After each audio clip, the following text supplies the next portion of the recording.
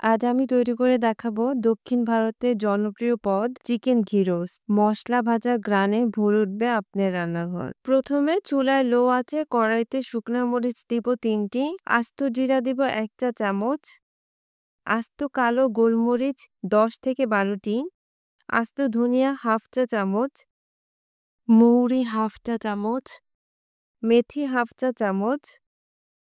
1 থেকে 1.5 মিনিট ভেজে নামিয়ে নিব।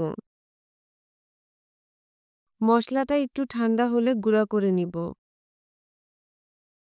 মুরগির মাংস নিয়েছি ধুয়ে পরিষ্কার করে। লবণ দিব হাফ চামচ, গুঁড়া করা মশলাটা দিব কাশ্মীরি মরিচের গুঁড়া 1 চা চামচ, হলুদের গুঁড়া হাফ চা চামচ, আদা রসুন বাটা 1 টেবিল চামচ, টক দই 2 টেবিল চামচ,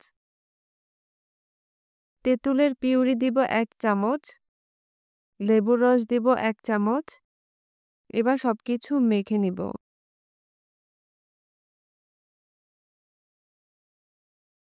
এবার মাংসটাকে রেস্টে রাখবো 1 ঘন্টার জন্য। মাঝারি আঁচে কড়াইতে ঘি দিব 3 টেবিল চামচ,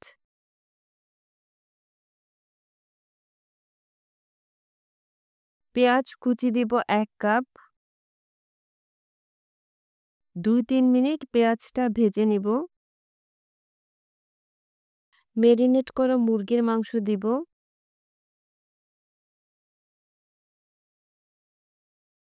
4 থেকে 5 মিনিট রান্না করব। লবণ দিব হাফ চা চামচ।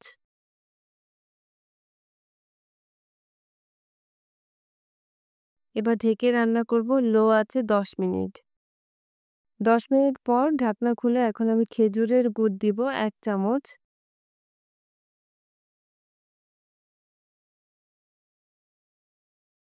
আরও 5 মিনিট রান্না করব। রান্না প্রায় শেষ।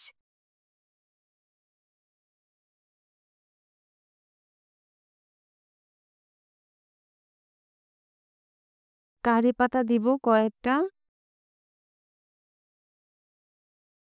এবার কারি পাতা চিকেনের সাথে মিশিয়ে নামিয়ে নিব।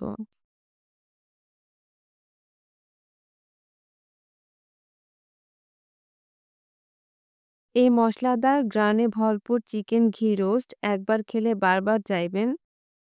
গরম ভাত বা রুটি যে কোনো কিছুর সাথে উপভোগ করুন।